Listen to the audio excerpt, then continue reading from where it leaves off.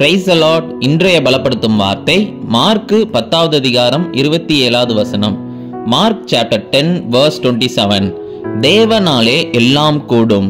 With God all things are possible. ஹல்லேலூயா. தேவனால இந்த உலகத்துல எல்லா காரியங்களையும் அவரால வாய்க்க செய்ய முடியும். அவரால நமக்கு உதவி செய்ய முடியும். நம்ம சில காரியங்கள் நம்ம செய்யணும் நம்ம திட்டமிட்டு வச்சிருப்போம். ஆனா கடைசி நேரத்துல நம்மளால செய்ய முடியாம போயிடும்.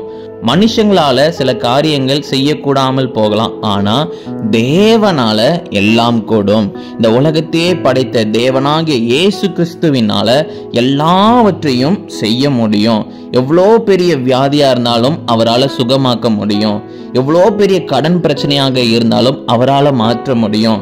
எவ்வளோ பெரிய இழப்புகளாக இருந்தாலும் அவரால் சரி செய்ய முடியும்.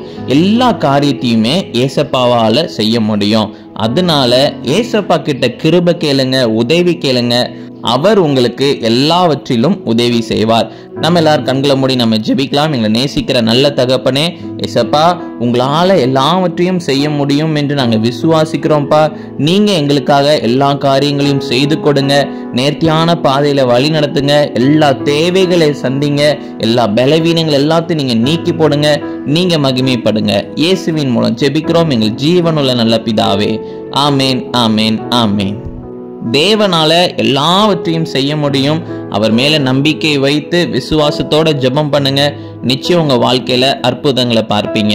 God bless you. Have a blessed day.